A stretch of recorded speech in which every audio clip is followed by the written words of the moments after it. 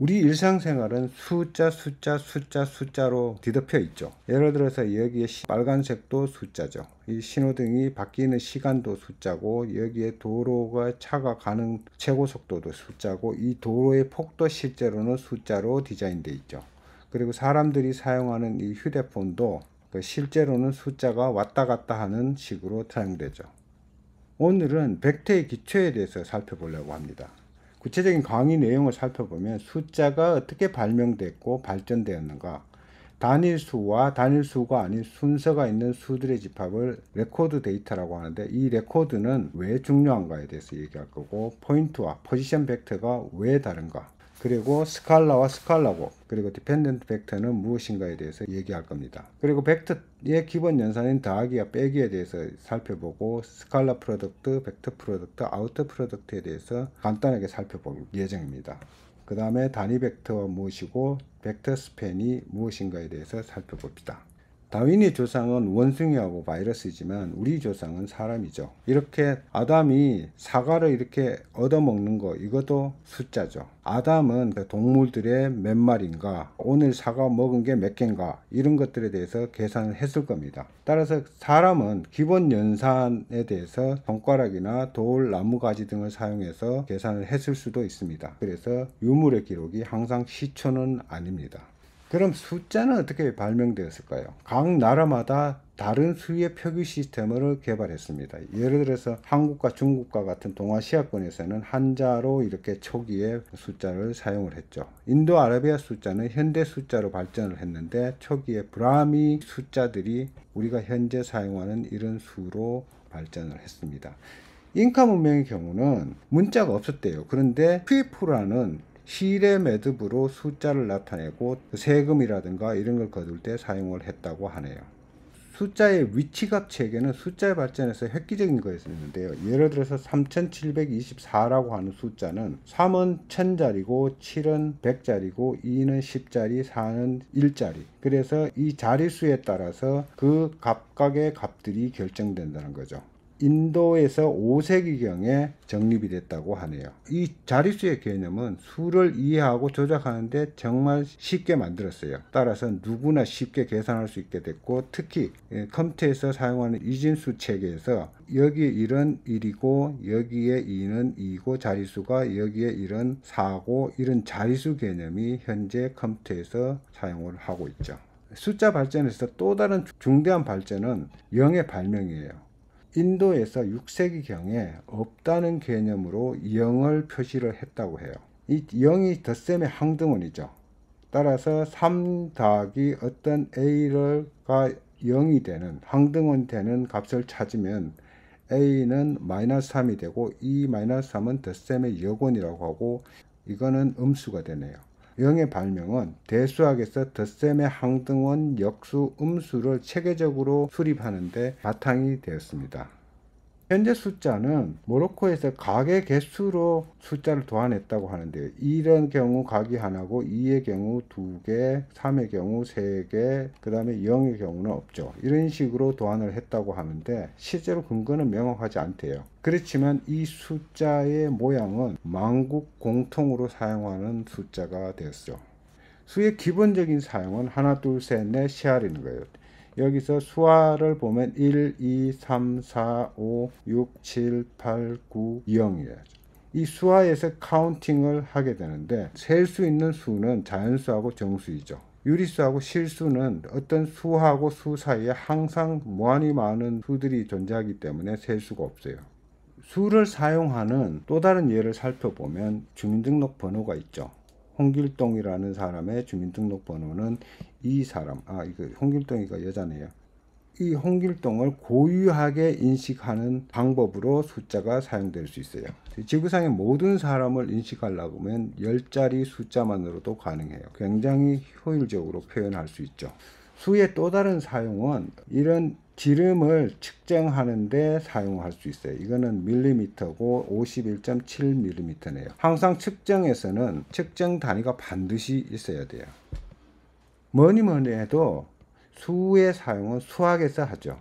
예를 들어서 이 사인 곡선이 있고 원이 있고 포물선이 있고 파이가 이렇게 있고 했지만 수학에서 사용하는 수는 단위가 없어요. 그렇지만 과학에서는 반드시 단위가 있어야 됩니다. 현대 문명은 수학에 기반 두고 있기 때문에 우리가 수학을 배우지 않으면 현대 문명의 내부를 살펴볼 수가 없어요. 따라서 우리는 수학을 배우고 있습니다.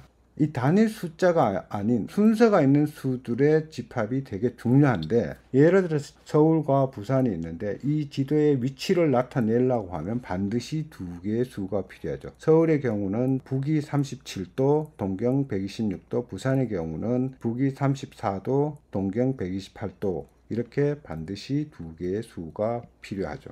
다른 예를 살펴보면 이렇게 캔들라이트 차트가 있죠. 이 차트를 만들려고 하면 시간하고 시초과 최저가, 최고가, 종가를 정보가 있어야 돼요.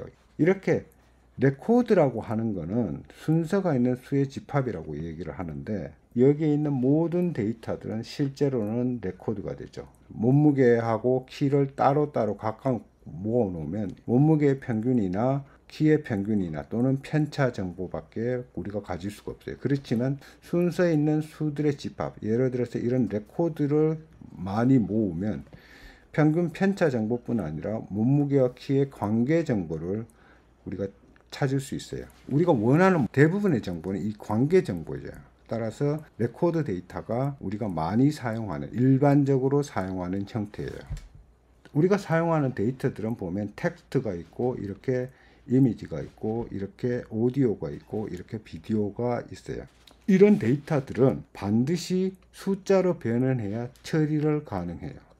그러면 레코드를 어떻게 표시하는가? 그 방법은 포인트하고 포지션이 있어요. 매트릭 코오디네이트 시스템은 이렇게 어떤 점들을 코오디네이트 시스템에 표현하는 거죠. 이 좌표는 절대적인 좌표예요. 원점이 있을 수도 있고 없을 수도 있어요. 이 좌표상의 한 점이에요. 이 포인트이기 때문에 좌표상의 한 점이에요. 따라서 이 포인트는 방향도 없고 한 점을 위치하죠. 두 포인트 간의 거리를 정의를 할 수가 있어요. 이 거리가 정의되면 매트릭 스페이스라고 하는데, 이 정의는 이 피타고리안 정의로 이 거리로 정의할 수도 있고, 아니면 이렇게 점프 이렇게도 정의할 수 있고, 아니면 두 포인트 간의 어떤 크로스되는 라인의 개수를 정의할 수도 있어요. 레코드를 표시하는 방법은 포인트뿐 아니라 포지션으로도 표시할 수 있어요. 예를 들어서 우리가 어떤 포지션을 취한다, 이 얘기는 어떤 이슈에 대해서 상대적인 위치죠. 예를 들어서 이분은 아주 표정이 조금 시닉한 것 같은데, 이 표정은 다른 사람들이 어떤 의견에 대해서 자기의 의견이 상대적으로 다르다는 것을 표시하는 거예요. 그럼 포지션 벡터는 무엇인가? 포지션 벡터는 벡터 코오디네이트 시스템에서 표시할 수 있어요. 매트릭 코오디네이트 시스템에서의 두 점 간을 이렇게 연결해서 어떤 벡터를 만들었다 그러면 벡터 코오디네이트 시스템에서는 이렇게 표시가 되죠. 이 벡터는 이렇게 표시가 되고 반드시 원점이 있어야 되죠. 그리고 이 베이시스 벡터가 항상 있어야 되죠. 그리고 이 방향은 화살표로 표시하고 이 길이는 원점에서의 길이가 이렇게 가질 수 있어요. 따라서 한 점으로 방향과 거리를 동시에 나타낼 수가 있어요. 벡터 공간이라고 하면 어떤 집합이 정의되고 스칼라 곱과 벡터 덧셈이 정의되면 이것을 벡터 스페이스라고 불러요. 따라서 우리는 스칼라 곱하고 벡터 덧셈에 대해서 알아야 되죠.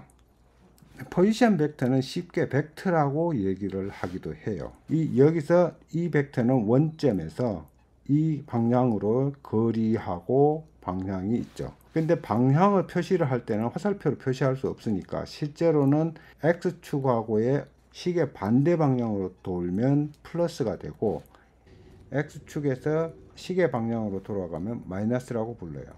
왜 그런가 하면 X축의 시계 반대 방향으로 돌아가면 Y가 플러스이기 때문에 플러스라고 하고, X축에서 시계 반대 방향으로 돌아가면 Y가 마이너스가 되기 때문에 마이너스라고 얘기를 해요. 보통 벡터는 소문자 볼드체로 이렇게 표시를 하죠. 벡터는 그 자리수에 따라서 첫 번째 컴포넌트, 두 번째 컴포넌트 이렇게 꺾은 갈로로 표시를 하게 됩니다. 어떤 베이시스를 가지고 표현을 하면 AI 플러스 BJ라고 표현을 할 수 있는데 A하고 B는 스칼라가 되죠. 여기서 더하기는 실제로 우리가 일반적으로 사용하는 더하기가 아니라 A하고 B가 다른 종류라는 것을 나타내는 겁니다. 그러면 왜 데이터 포인트가 아닌 포지션 벡터를 사용해야 합니까? 포지션 벡터를 사용하면 아주 심플하죠. 단지 하나의 벡터로 길이하고 방향을 동시에 표현할 수가 있죠. 만약 포인트를 사용하면 거리하고 방향을 두 개의 포인트를 사용해야 되죠. 따라서 벡터로 표시를 하면 연산을 정의하기가 쉽고 조작하기도 쉽죠. 수학의 기본적인 사용법은 일반적으로 포뮬레이션을 하는데 이걸 모델링이라고 하죠. 수식을 여러 개를 쭉 만들어요. 따라서 이 수식을 단순화를 시키죠. 이 단순화가 핵심이죠. 예를 들어서 E는 mc 스퀘어라고 얘기하면 에너지와 질량의 관계를 표시를 하죠. 그래서 수학적인 구조를 이해하는 데 도움이 되죠. 만약 에너지하고 질량과의 관계를 우리가 알 수 있다면 핵분열에서 질량의 손실량을 측정하면 얼마만큼 에너지가 만들어졌는가에 대해서 우리가 알 수 있죠. 따라서 수학적 구조, 이 모델링을 가지고 우리는 게스하고 프리딕트하고 솔브하고 인터프리트 하게 됩니다.